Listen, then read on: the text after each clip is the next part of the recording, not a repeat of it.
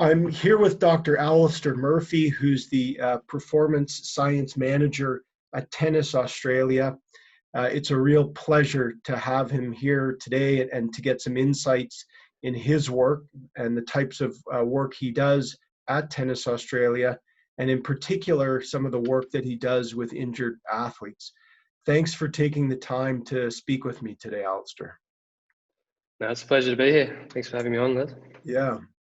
Maybe you can talk a little bit about your background in terms of your academic background and how you got your role at Tennis Australia. Yes, well, I started in Bathurst, Charles Sturt Uni with my undergrad. Once finished undergrad, sort of fell in love with the research of exercise science and physiology. So I did an honours year looking at sleep deprivation and alcohol ingestion on rugby league players. I again enjoyed that research year and continued on research with supervisor, Dr. Rod Duffield. And then from there, the opportunity came up to move states to Melbourne, which I'd never been before, to an opportunity to do a PhD down there with Tennis Australia and looking at training load monitoring practices and try and describe and understand the training landscape within tennis and then ways to monitor and adjust practice based on that. Yeah. After finishing PhD, then offered a job with Tennis Australia and have been now through strength and conditioning and now into performance science manager with tennis since then. Back in Sydney now, moved to Sydney. So maybe you can talk a little bit about the nature of your role with Tennis Australia and what you do as the performance science manager. Yes, so the last, I guess, 8-9 years I've been a strength and conditioning coach as well as academy manager for some of that. And that will be dealing directly with the players in terms of their day-to-day strength and conditioning training and application. This new role is more, I guess, project and research based. I still coach a smaller number, but more of the professional, and I've got one wheelchair tennis athlete at the moment as well on a week-to-week basis. But the performance science role, I'll manage the performance analysis, so the video analysis team, as well as our athlete management system nationally, and then national projects that we're sort of running with an applied performance-based lens. That's, I guess, the remit of the new role. Yeah, maybe you can talk a little bit more about the type of video analysis that's done and how that's integrated into the training of the athletes.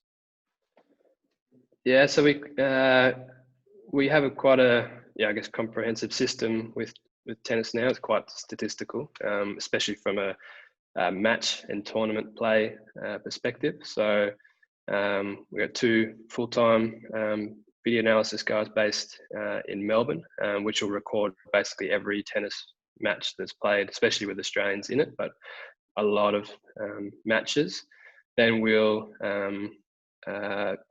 they will also code them. We've got our own custom-made coding system on an app that will code for serve location, return location, how the point plays out, and try to pick up trends and patterns for each of our players and the opposition, as well as compile opposition notes from coaches that are watching those matches to try and, I guess, store those opposition analysis.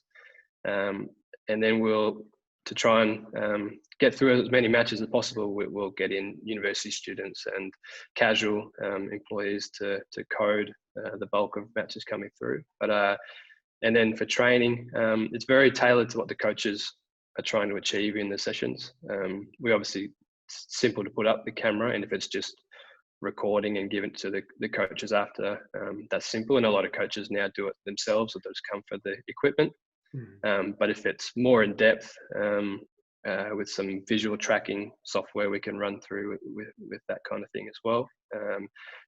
Or for presentations that they need to package up clips of their player or the opposition to try and get a message across, we help with that as well. Yeah. So it sounds like you're really applying science to the performance of the athletes. Has that sort of increased, I guess, over the past 15 or 20 years, where you kind of incorporate statistics and into the performance or training of the athletes? Yes, definitely. In that particular area, the performance analysis is getting more and more, and with technology improving, the amount of data that can be collected and analysed is growing month to month with new startups, new technology that we see coming through. I guess one of the arms of our research department, head up by Marco Reed, is the gig or game insight group. So they do a lot of more analytical research and analysis based on Hawkeye mainly, but that requires the Hawkeye system to be set up with the multiple cameras on the more higher end and Grand Slam events. But yeah, we're trying, I guess, grow the research arm within tennis as much as possible, with analytics being a big one. And in terms of the video component, is any of it used, Alistair, in terms of injury prevention or analyzing the cause of injury? Yes, definitely. If something does happen as an injury, we'll do diligence and try and figure out if it was caused by some sort of overuse with a bad technique, or if it was something that if there's a player coming in and we haven't had much to do with them, is in that development, we might take a closer look at their technique, and if that might be causing the underlying issues why they're getting injured or the acute injury. We've also got, I guess, research projects looking at trends and overload injuries. So one project going on right now is with our sort of physio team and sports science team, looking at this one's the overhead loads of some of our professional women's players, and see if the amount that they're doing in matches, it matches up to how much they're doing in training, and if they're prepared for that overhead internal rotation movement, and if we're seeing a spike in injuries based on lack of preparedness for that movement. Right. There are little things like that, looking at vision, I'd say that. And I guess from the strength and conditioning point of view as well, we monitor like a functional movement screen type exercises to see if there's underlying movement patterns that are off or not maximal, that we can help and develop over a long period. Right. And, I imagine, just in thinking about the nature of tennis, you mentioned kind of repetitive strain injuries with things like the serve, or, maybe other kinds of injuries where there's a lot of stop and start, obviously, I guess, and running or repeated sprints. Are there certain types of injuries that are frequent or common in tennis? Yes, I guess the serve is probably one that's probably most unnatural for its an overhead movement. It's quite erratic or explosive, and puts the joints, the shoulder joint at probably a weak mechanical position sometimes, if it's biomechanically not strong. So the shoulder is common. Probably another biomechanical one might be the lower back injuries. Again, through the serve, we kind of see for the extension and flexion of the spine, the lumbar spine, and also that sometimes we think for the backhand movement, if the hips are closed off and the back is rotating. There's also over time we see some hip pathology, whether that's from change of direction over time, hard court surfaces, change of surface from clay court or grass to hard court over a period of time, and then soft tissue, probably more ankles, if yeah, just from a change of direction sport, I'd probably say. Right. So I imagine in your work, your prior position, you mentioned you were doing strength and conditioning work primarily. Is that correct? Yeah. Yep. So maybe you can talk to me a little bit about the types of things that you would do, I guess, with injured athletes in particular in that role. Yeah, so with, I guess for tennis, with the strength and conditioning role, generally it's the tennis coach will lead, but it's everything on the court based on the tennis schedule, what their weekly schedule looks like for when their training sessions are, how long they're going to train for, what the content and what they're developing is on court, and everything else is sort of generally led and managed by the strength and conditioning coach, because they will be the only other full-time employee if it's a federation role. So if an injury occurs, generally they'll be managed by the strength and conditioning coach. If there's a full-time physio, which some academies have, they'll help a lot with that initially. So there'll be myself and the tennis coach liaising closely with the physio on site, and the doctor when available. So none of our doctors are full time. That generally come in once a week, once a fortnight, or I guess we can contact them, but they're on site for regular checkups every fortnight. And from there would be acute to see the medical team, so the physio and the doctor, to get the return to play or the understanding of the injury. Then from there, the physio, the doctor and the physio might prescribe some return to play exercises, some rehab training, or some timelines.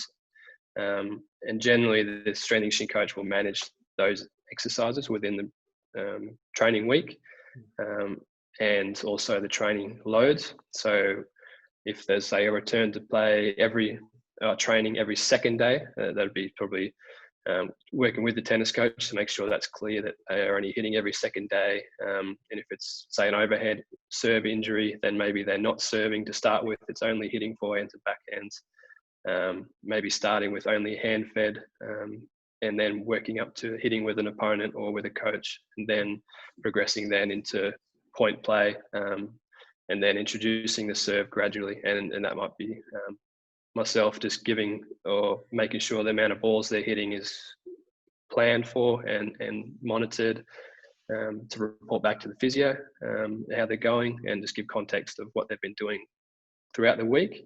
So then when they meet again with the physio, it's largely about treatment, and we can plan again for the next week or the next few days. Right. So it sounds like, Alistair, the kind of day-to-day actual rehabilitation and kind of the management or the interaction, like you would have a lot of interaction by the sounds of it, in terms of actually sort of working with that injured athlete and sort of going through their rehabilitation with them.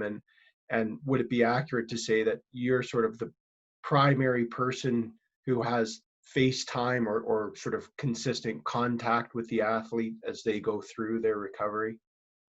Yeah. Generally we'll see them each day for the morning preparation before the first hitting session. Then if whatever their strength and conditioning day looks like, that'll be look after that as well, and generally recovery at the end of the day. So we'll really get a good snapshot of how they're going each day, each athlete, and how they're responding to the return to play protocols. Right.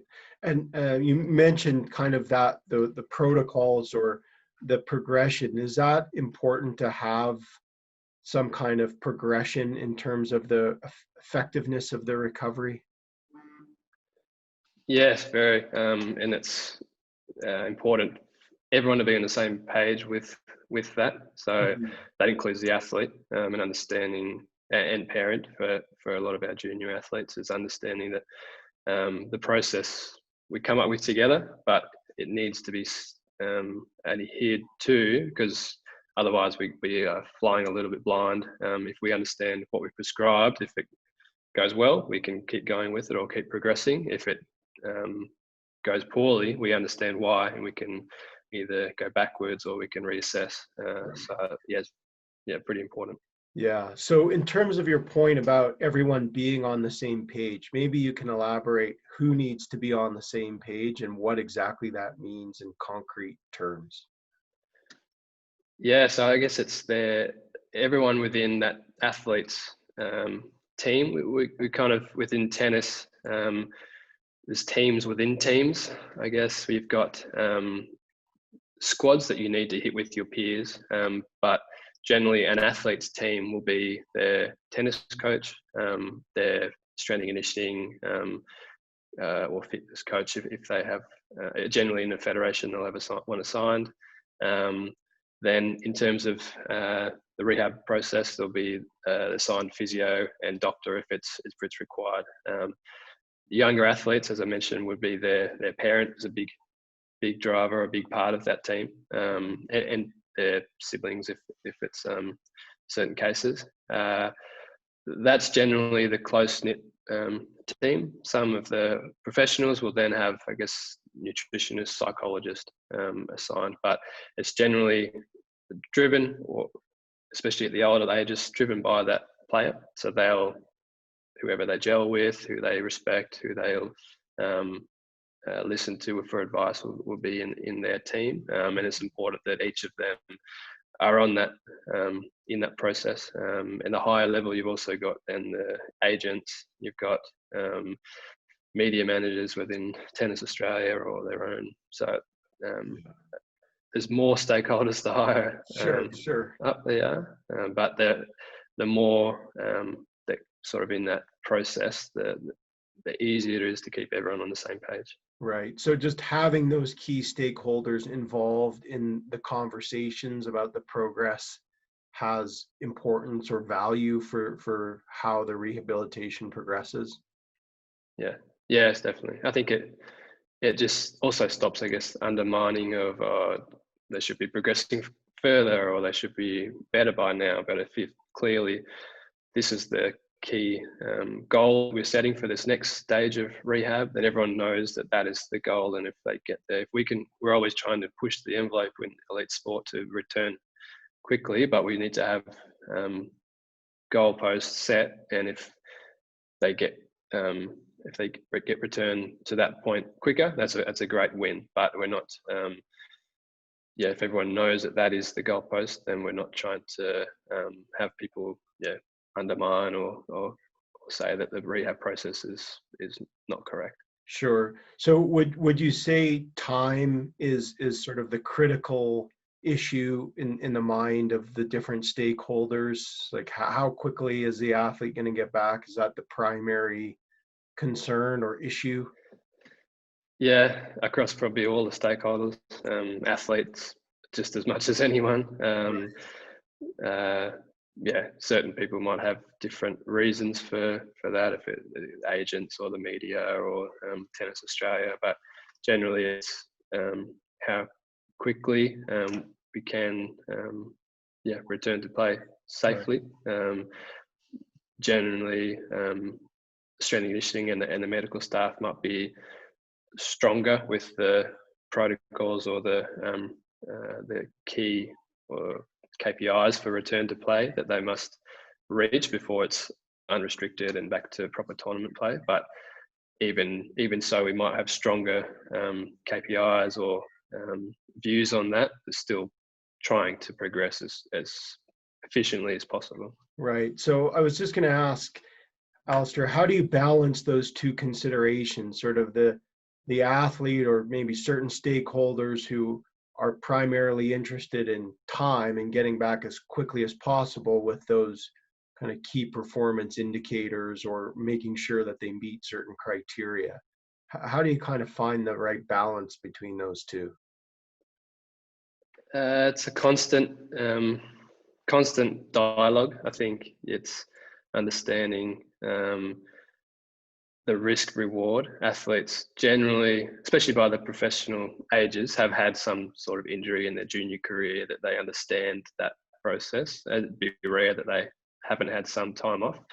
It's probably that early adolescent stage, if they haven't really had a long-term injury or a moderate term injury, that that's probably a tricky conversation because they want to be back tomorrow, where and it's a bit of a lesson to learn, and having older athletes tell that story to younger athletes coming through, or myself, or coaches saying that if we get it wrong, you'll be out for even longer. The rehab, you'll be going forward and backwards and forward, 2 steps forward, 1 step back, for a long time. Whether we take the time to do the process correctly, you'll be back on court in a appropriate amount of time.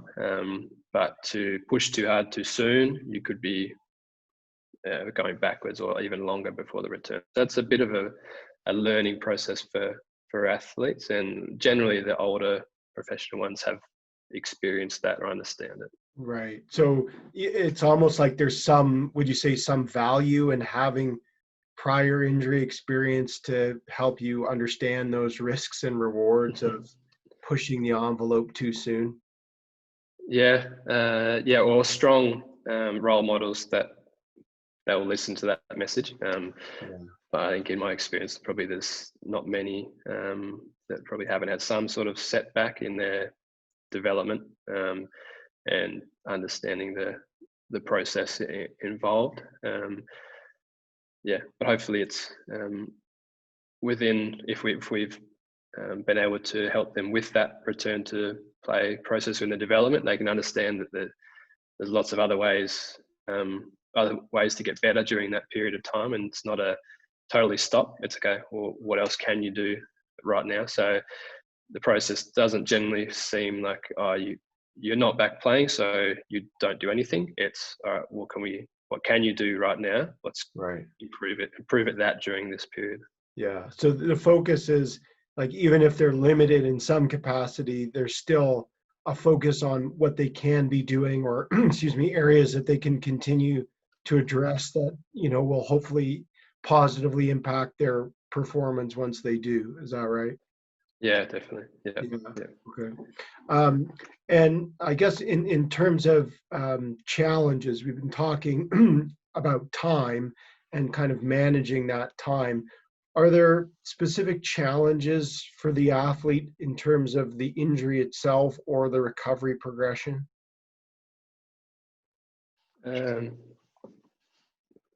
Outside of time, you mean? Yeah, sure. In addition to time, like, trying to manage that time or get back as quickly. I guess, are there other things that play on their mind, or challenges or uncertainties that they have? There's obviously tied into time, but there's ranking points that they'll be hungry to defend or to gain at the next tournament. Tennis is largely about week after week accumulating points to improve your ranking, to get into bigger tournaments. So there's a lot of the feeling of an opportunity lost is probably a big obstacle, which again, with experience, you understand that if you're healthier, you'll probably do better in your next tournaments, and you'll quickly get the points that you might have scraped through because you were still carrying an injury. But that'll be a big motivator for them to get back sooner. There might be pressure from agents and sponsors at the higher levels.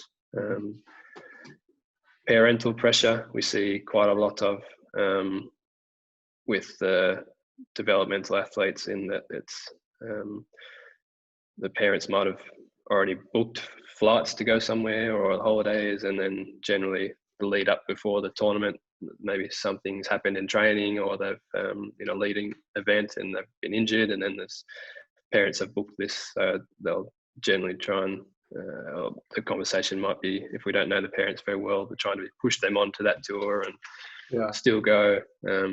or some of the parents obviously can be pushy in trying to live through them, and harden up Yeah. and keep playing. Does that impact? So, if you have a younger athlete and, you sense that there's kind of parental interests or motives that are in part driving the athlete to return, does that, or to what extent does that impact their recovery? Yeah, quite a bit. Sometimes they'll feel, I guess, guilted by the parents that they're not back sooner, or the parents will begin to question the process, which why they're not back. The medical team are not doing their job. The strength and conditioning team are not doing their job. Why did they get injured in the first place? But again, it comes back to good communication with the parents.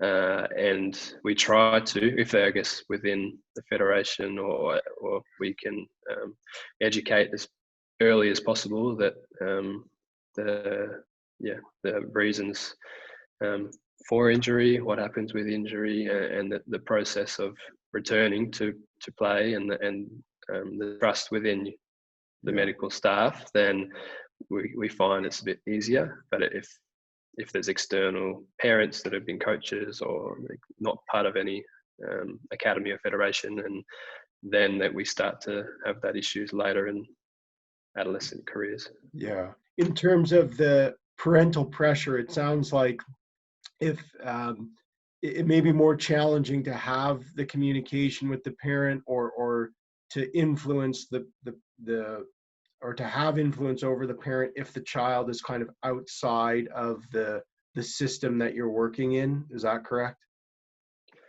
Yeah, and it's just generally they haven't experienced that team element before, especially younger ages. It might have just been the private coach and the parent, and then they might see a local physio, but that would be pay for service and a one-off. Here's your rehab plan, and you can choose to do it or not do it, and you don't really follow up with that physio unless you pay and you go back to it. So it's a bit of a different, just a different system or setup for that parent and athlete team.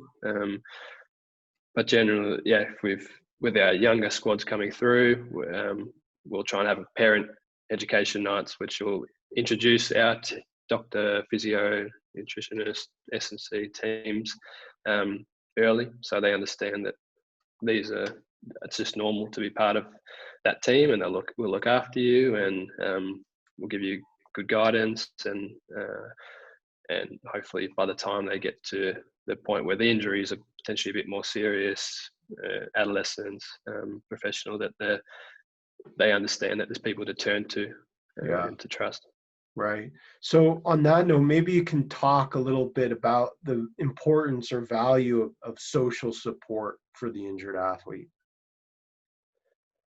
Yeah, it's quite big, especially for tennis being an individual sport. So the social side of tennis and generally is quite isolating with the travel individually, training, some cases just one-on-one with the coach. Depending on the different stages, if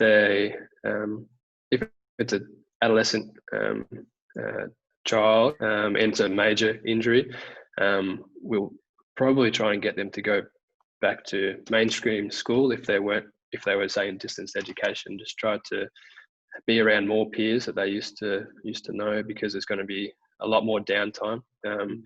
If they're off, the tennis sessions are generally the bulk of their week, so they'll hit for 3.5, 4 hours per day in a normal schedule. So without that part of their life, there's a lot more downtime to be extra isolated. So the peer support might be best if they go back to school and just have a bigger support network.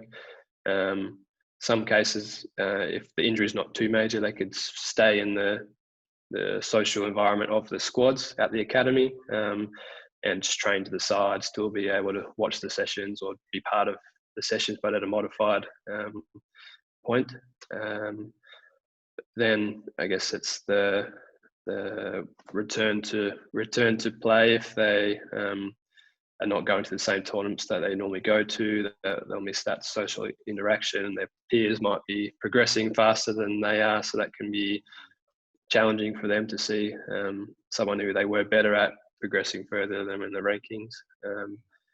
So it's a bit of a balance of personality of the athlete. If they are a very social person, designing the environment was best for them. Right. Some are generally used to being isolated, and the parent and the sibling environment might be suited to them, and they might just be able to have some time away from the academy, connect with family. I guess some of our Eastern European, they're very players are very big with family connection, so they might not need to go back to school. They can still come in and do the rehabilitation, but spend more time at home during the day with the family and reconnect that way. Yeah, you mentioned a few times the role of the coach, and certainly in tennis, it's being the individual sport that it is. I imagine that coach-athlete relationship is quite important. And so, in your observation or experience, what are some things that coaches can do to provide support that an injured athlete might need? I guess generally a good level of empathy and understanding that although they probably experienced that injury or something similar, or they understand, but it's probably the understanding that every athlete's going to respond differently to an injury, and regular communication is to be supportive, whether they're not coming in as much, but still being able to go through video analysis if they're totally off the court, to still spend that developmental time, but not necessarily on the court hitting tennis balls, and probably just showing that they are across the rehab process and they're actively in the meetings and actively questioning the medical team in the right appropriate way, but just showing the athlete that they do care, and they do anything to help them return to health. So, yeah, it's interesting you mentioned that word caring, and maybe you can just elaborate on the value or benefit of the athlete knowing that the coach cares about them. Yeah, it's huge. It is that development of trust is huge, and care is a massive part of that, especially again with the one-on-one nature of tennis, that generally if an athlete is traveling 30-40 weeks of the year, the coach will be there for each of those weeks, whereas strength and conditioning physios, doctors won't be. It could just be one-on-one.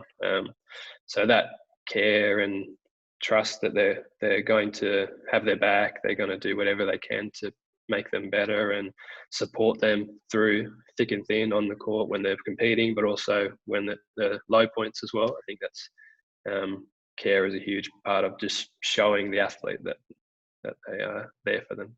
Yeah. Does that have, I guess, motivational implications for the athlete in their recovery if they feel that there is that sense that a coach is empathetic, that they care about their well-being or their recovery? Yeah, I think in again sticking to the process. If it's if the coach believes in the recovery and what's been set out and the goals, and is on board, then the athlete will even more stick to that plan and do 100% that the return to play schedule. If the coach does not show 100% trust in it, or questions whether it's the right, or if they should be back sooner, then that puts doubt in the athlete, because the coach is their biggest role model. So however they are showing support of the process and empathy of where they're at to with the return, and the athlete will buy into that more than anyone. Yeah. So kind of given the salience of the coach in the life of the tennis player, that it sounds like it's really important to get the coach to buy in or to be on board with the program and the time frames, because if they're not, the athlete probably won't be either, or that may have negative implications for athlete buy-in. Would that be Yeah. accurate summary Yeah, of definitely. statement? Yeah. Yeah. So on that note, I guess as a performance science manager or as a strength and conditioning coach, what is it that facilitates the coach trust in your recommendations as a practitioner or as a scientist? It's, I guess a lot of it comes down to the communication and the and the trust, just like an athlete with their coach. It takes time. It helps if you've showed experience in that potential injury before, or you can show you can relate to the, that position the athlete's in. But it takes time as well. But evidence-based is generally, for all practitioner in sports science and sports medicine, is to be as evidence-based as possible, and to take the coaches on that journey who might not be as academically minded as the support staff, to interpret the research, to show the trends of that return to play, to reach out and be to be proactive in showing the coach that you'll do anything to get the athlete back as quickly and as efficiently as possible. Yeah. So similar to how the coach would do, build that trust with an athlete. Right. So it sounds like that process of building trust, whether it's the coach or with the athlete, is multifaceted and could include things like, conveying science and evidence and sort of translating that in a digestible fashion to the coach or the athlete. And, as you mentioned, showing that maybe, you are knowledgeable or have competence in the area through communication or through, I guess, education, and showing that you understand the athlete's interests and sort of, the probably, I guess, also the need for them to get back when that's communicated, that it's like, okay, this guy gets it, kind of thing. Yeah. Maybe you can talk, Alistair, a bit more about, injuries, of course, are a physical event. Maybe you can talk about the nature of pain, either physical or psychological, that an injured athlete may experience. It's quite individual in how athletes experience training pain compared to an injury acute pain. With a lot of tennis injuries, they're overuse. So understanding that when it gets to a point where, okay, this is not a normal pain, can be tough for younger adolescent or younger kids. To that point, there's probably I'd say a trend I've seen of the higher quality of the athlete, the pain tolerance they generally have. So they'll maybe have pushed through, before they get to the academy stages, they've probably pushed through pain a lot more than some of their peers. So to then educate or to understand what is an injury for them is probably even tougher, because they're just used to playing through pain. So that can have just educational ramifications if you're trying to not get them to push through pain that's probably causing more damage. It's a fine balance of, you obviously, resiliency. You want them to be able to handle unexpected, or just to push through uncomfortable positions, which is a big part of the strength and conditioning and the coaching role. But then it's a constant balancing act of, okay, maybe there's something more sinister here, or it's looking for those signs which might come with experience from a practitioner point of view. There's, I guess, also the those that have generally lower pain tolerance have come through the academy system and might have experienced a long-term injury. They I've typically found that they can be hypersensitive to the pain throughout the rehab phase and take longer to return to play. Just the hypersensitivity, whether it's because of that injury and the process of feeling the area that's injured more than they did before, so that injury process can take longer. So that could be another education hurdle to try and build the trust in themselves that this pain is okay, this level is okay, and that's again on an individual basis. Some you may have to do that, some you may not. Right. So would you say then, Alistair, that an important part of your role is to help educate the athlete about, or to differentiate or distinguish benign or harmless pain from more sinister or harmful pain? Yeah, definitely. And it's like I said, it's a fine line. With great athletes are resilient. They will, and like I said, that generally they will see that they'll push through more pain than others. Sometimes it's again, it's come back to how much they trust your view, and you might say, "Oh, I actually think we need to pull back here a little bit," and they've got to trust you to make that call, because a lot of them will say, "No, I'm just going to keep going and do this." So again, you've got to have the trust and the runs on the board to be able to say that, and they understand you've got their best interest at heart. But it takes time. Right. And, of course, through rehabilitation, there's pain. And, is part of the idea that, the athlete needs to be able to understand that that's sort of part and parcel of the recovery experience, and that, there's certain things that are important to be able to handle or not necessarily push through, but work through, whereas maybe other times hold back. Is that part of the process?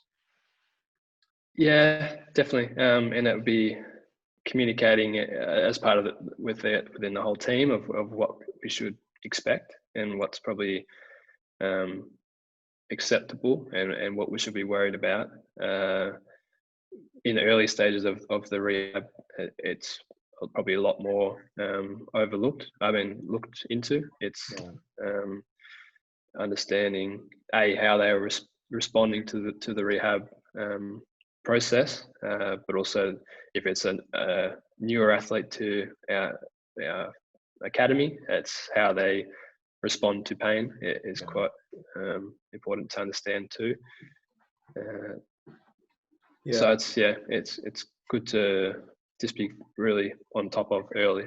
Yeah, and I think, am I correct that you also mentioned that the athlete's pain tolerance before they have the injury, or kind of what they bring to bear in terms of their coping or their ability to manage pain, that has implications for how long their recovery might be once they get injured? And I think you're kind of suggesting that, you notice differences in the effectiveness of the recovery between different athletes in terms of their pain management.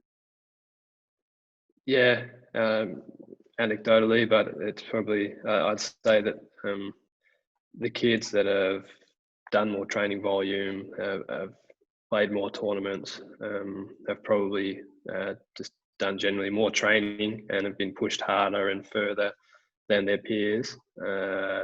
Generally found that they'll, with sticking to the right kind of recovery protocols, they'll come through faster or more efficiently.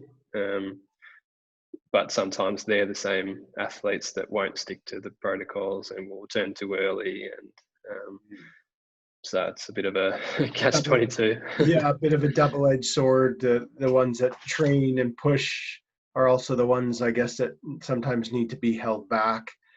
I was going to ask, are there factors that seem to distinguish the those who are able to make a effective or successful return versus those who are unable to do so?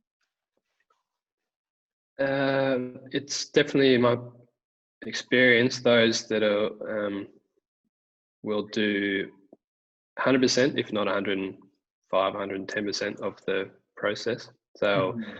they'll be extra diligent. They'll look for more. They'll look for ways to improve themselves outside of what they can't do at this point in time. They'll they'll, without knowing it, they'll keep themselves and their well-being optimal by staying busy and not thinking about the injury too much, and connecting with people. They'll generally do that naturally, or they'll respond to suggestions of our team to do certain things.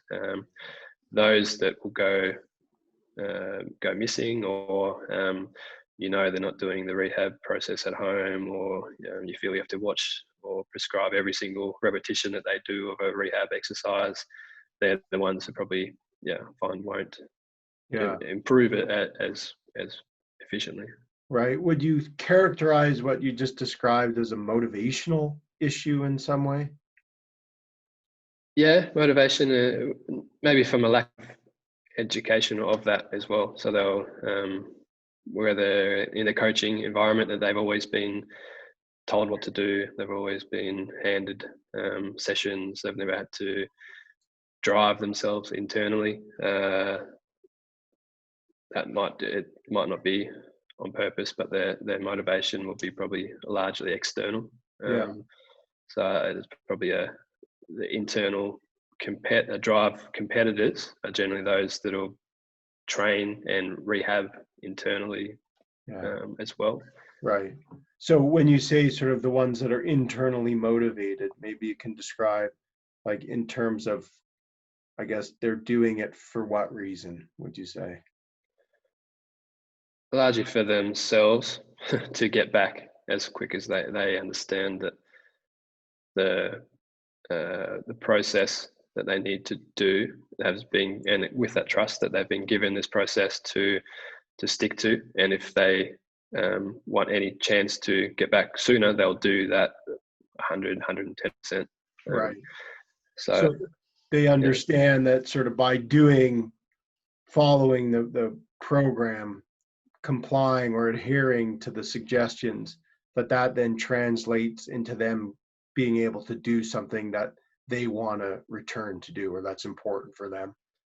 yeah, and it's a mindset. So you'll have, again, the more internally motivated competitors will be, well, they've told me to do this many, I'm going to do this plus a few more. And if sometimes the education can be not necessarily more equals better, that you need to, sometimes it's understanding the athlete of, okay, maybe you don't need to run an extra kilometer at the moment. It's you can do an extra 50 meters. That can be your gain that you're making on top of the plan, rather than Right. overdoing it. Are there any But non-pharmacological approaches to pain management that are used? from time to time, probably with our sports psychologist as well, if it's imagery. We at Tennis Australia, last sort of phase, we've only really we've outsourced psychology. So if it was a private arrangement by the athlete, they might do that, or we can refer out. We're probably, Tennis Australia has been more focused on athlete well-being, so providing the connection, those other things outside of tennis, learning new things, mindfulness, if it's to help with the anxiety or the thinking or the worrying about why they're not back, or the process with the extra time that they've got from not being on the tennis court. Yeah. But individual and as a team, will kind of think of ways that'll be best suited for each athlete. Yeah. So you mentioned some kind of negative thoughts or I guess emotions, worry or apprehension. Um, do those thoughts and emotions change over the course of athletes' recovery and rehabilitation? Yes, I'd say yeah, definitely acute. There's probably more worry without how the severity of it is, what it means. If there was a tour planned that they were meant to be on, if it affects their ranking, that kind of initial worry until it's really diagnosed. Again, depending on the injury, but it's probably until it's, and that's where the process of planning out return to play weeks and sessions can put them a bit more at ease. Okay, this is the pathway, and they can see the clear steps needed. Generally, that settles the athlete with the trust that they've got. If they're not 100% buying in, then they might be anxious around, am I getting the best advice? Is this the way I should be doing it? That can play on their mind as well in some cases. Yeah. Yeah. So I guess if there's doubt or uncertainty about sort of whether following the prescribed program is in fact working or the best pathway, as you mentioned, to return, but assuming they believe that to be the case, it sounds like having that clear path or kind of trajectory has value in alleviating some of their concern or worry or apprehension. Would that be accurate? Yeah.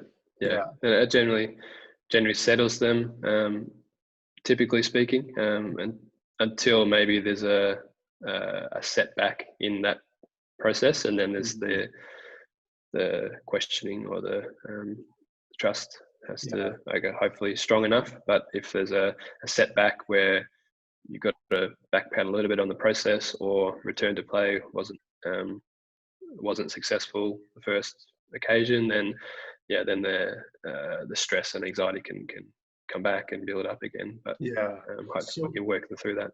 Right. I was just going to say, like, what can the athlete do maybe to work through that process when they do face a setback? Again, it's trusting the team that why. Hopefully, we've been monitoring the process and understanding. Okay, maybe this was too much, too soon, or this was we didn't prepare enough for this aspect, or what we thought you were going to return into wasn't what it was. It was more, which is tough in tennis, being an unpredictable sport. You kind of have to, with return to play, probably plan for worst or a bad case scenario where it might be 3.5 hour match, where in reality it could be a 1 hour match if it was a quick one. So it's if that wasn't prepared for properly, then that can be something to work through. Right. So would you say it's important to manage the athlete's expectations of their recovery? Yeah, definitely. And having the strong benchmarks of at this point, hopefully we should be able to do this, and at this point we should be able to do this. And if they're probably shorter time points, that can be positive in that they feel like, oh, I'm ticking this off, instead of it being too far away and then don't get to it. It can be easier to adjust forward and back if they're shorter, goalposts. Yeah. So that seems like an important point, is sort of just maybe the number of goalposts, or sort of how far apart they are in terms of time or sequence, I guess. And you're suggesting shorter is better, because why? I think you'll still have the long term of this is when hopefully return to play if all of these things. So that's still a long-term goal, but having the shorter one, it gives them a sense of, okay, I'm on the right path. I've ticked this off, and that positive that positive trust in the process, because I am improving. I couldn't do this last week and now I can, or this fortnight, however it is. I think they positively respond to that kind of goal setting, and to look back and see what they've improved, and trust in their body again. Yeah. So does that, in terms of, I was just going to say, does the progression or the ability to see that they're accomplishing, does that then kind of build their confidence beliefs, or you mentioned the trust in their body? Yeah, definitely. I think, just to show them where they started, as they're going through, and they'll definitely get big buy-in from that. Right. Okay. Before we were talking a little bit about, the athlete who may do too much too soon. And I was wondering if in that instance, is there value or relevance in communicating the importance of rest or recovery for those athletes, or is that part of the communication process? Yes. Sometimes that's the harder thing to try and get them to do, is to rest.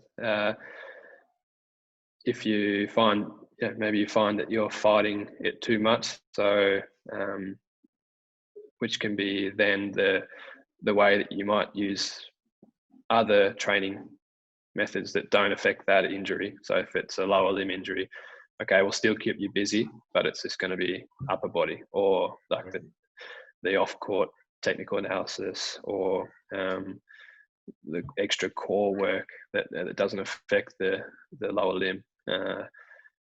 That can be useful, and again, some will mentally, or their mindset will be better if they feel like they're busy, and you can schedule their week around enough rest for the injured area, provided it's not a health or a like glandular fever where they actually need more bed rest. That can be, and that's probably out of our hands anyway. That's the medical department telling them to, you need to stay in bed. Right. You mentioned their mindset will typically be better if they're busier. Is that, I guess, part of the challenge, that maybe they're at one point healthy and then they're used to being busy, and then when they're injured or they're going through rehab, it's just too much open-ended time, or they're not so busy?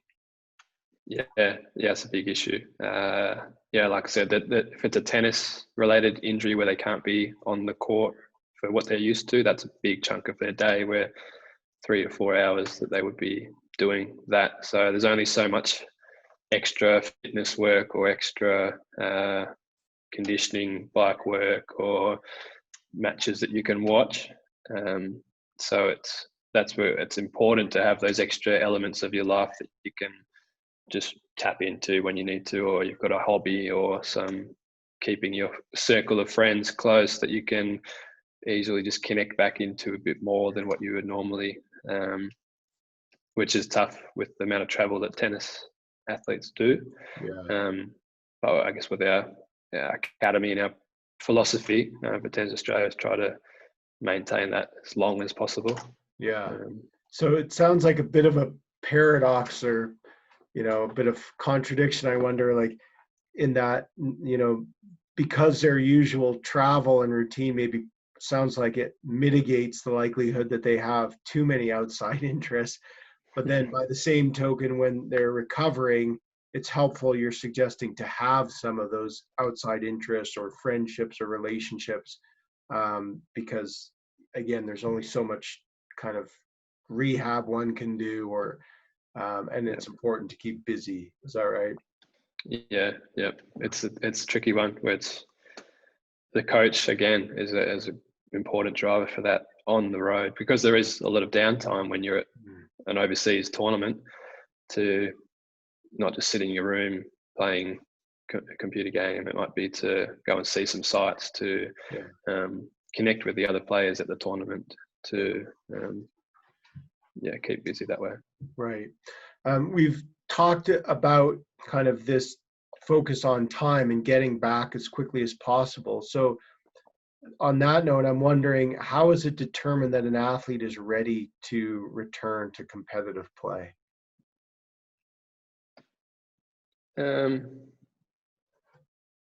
Largely be guided by the doctor and the physio clearing that. Then not too often. It'd be a mental thing. It would be more medical cleared for you're ready to. Your body should be able to handle this, and they're normally super keen and really wanting to return. So it would be based on the injury, what the medical team might have KPIs that for that injury they should be able to return to, or from a strength and conditioning point of view, that this is how strong you were in this area before the injury. Okay, you're past that now. You're actually stronger because we've focused on it.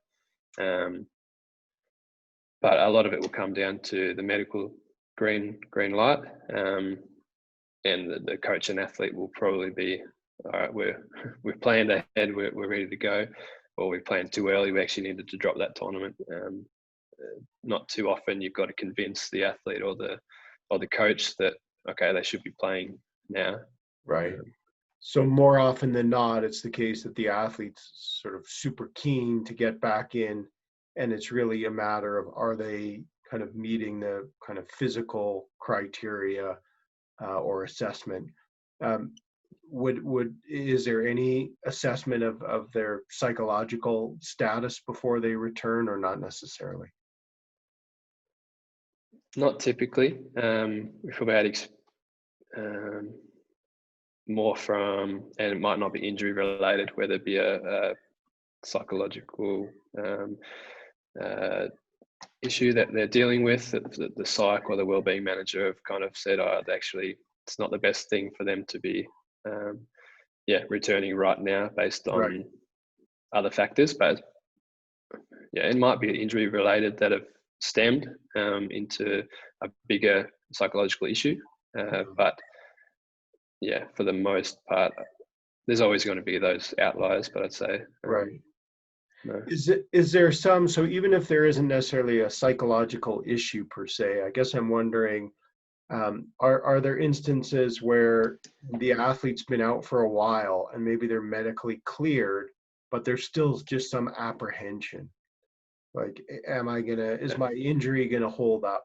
Am I really strong enough? Like those kinds of things, as opposed to, maybe some more clinical level issue or concern. Yeah, I think naturally they're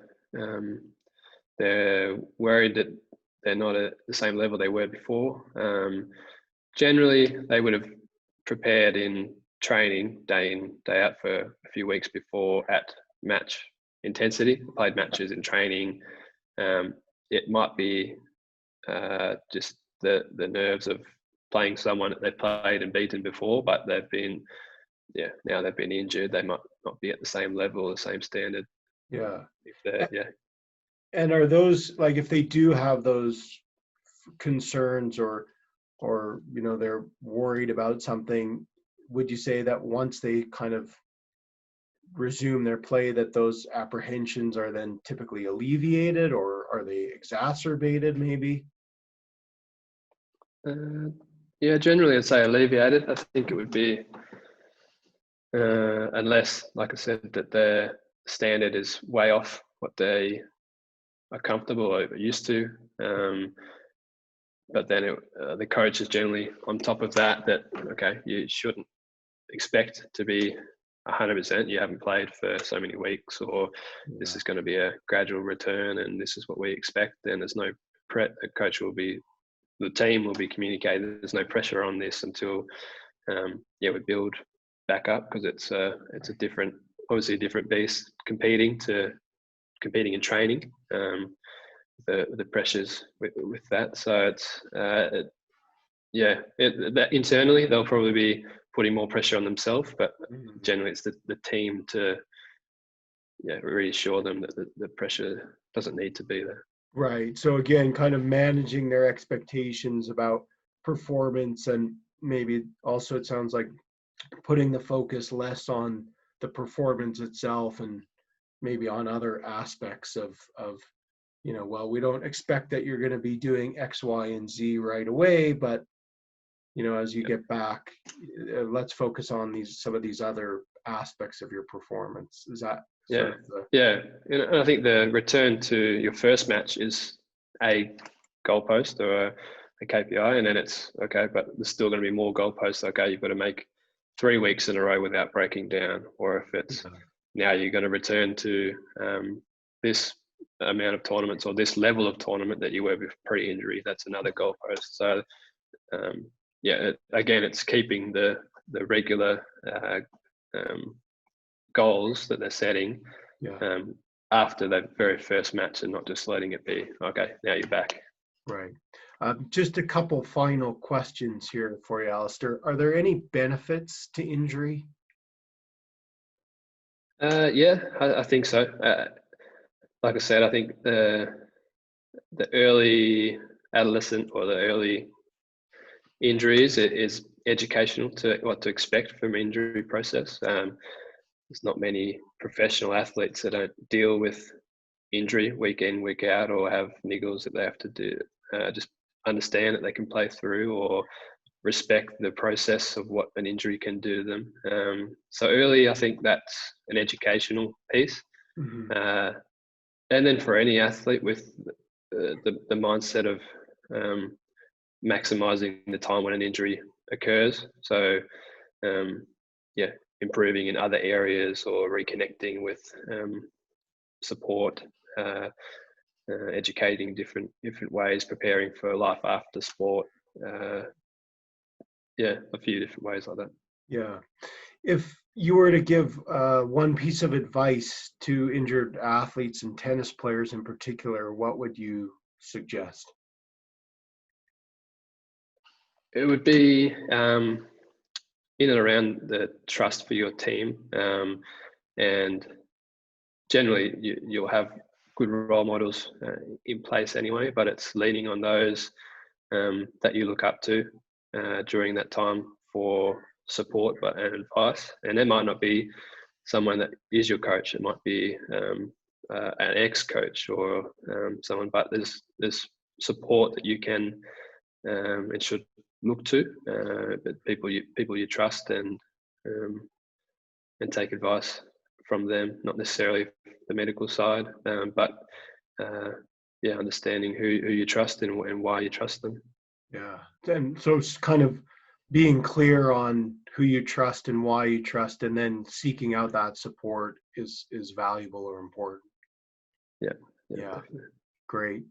Thank you so much for all your insights and your time, Alistair. It's been a real pleasure speaking with you, and yeah, I really appreciate your time.